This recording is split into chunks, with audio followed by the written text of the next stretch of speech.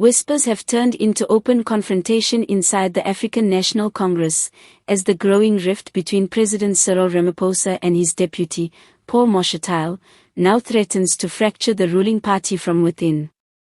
Sources close to the inner circle describe a tense standoff between the two men, one that could redefine the future of the ANC and reshape South African politics altogether.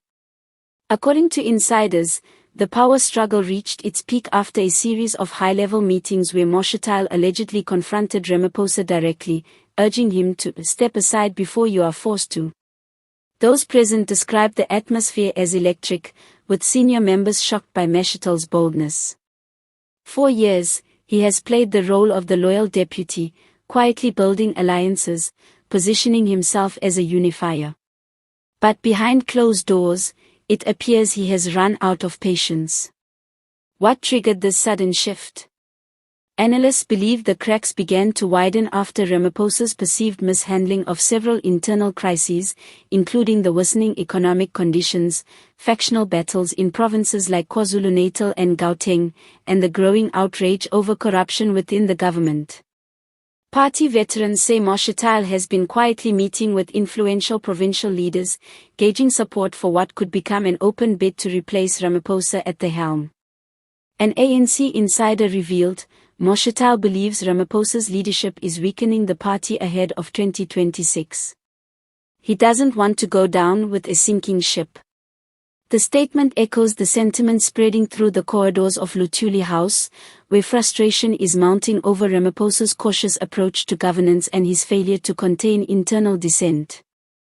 Tensions reportedly flared during a recent ANC National Executive Committee (NEC) session when Ramaphosa brushed off concerns about declining voter confidence, insisting that the party remains strong and united.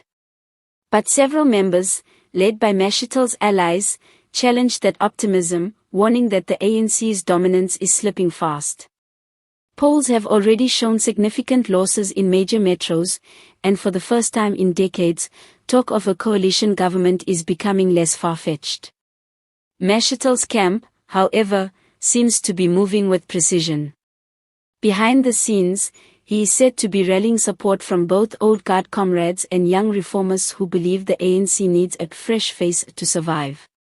His message is simple: the people have lost faith in Ramaphosa's promises. That message, though risky, is beginning to resonate with many within the party's ranks. Meanwhile, Ramaphosa's allies have gone on the defensive, accusing Mashatile of betrayal and political opportunism. One senior minister reportedly said, "Paul is playing with fire. The ANC cannot afford another internal war right now." Yet, even his critics admit that Mashatile's growing influence is undeniable. His recent public appearances have carried the tone of a man preparing for something bigger, with speeches that subtly hint at leadership ambitions. Political commentators are already calling this one of the most significant internal showdowns in recent ANC history, rivaling the bitter Zuma-Ramaphosa split of years past. What makes it even more dangerous is the timing. The nation is weary of corruption scandals, economic stagnation, and deepening inequality. Any sign of instability within the ruling party could ignite public anger and accelerate the ANC's decline. Still, Mashatile seems undeterred. Those close to him suggest he is prepared to go all the way, even if it means challenging Ramaphosa publicly.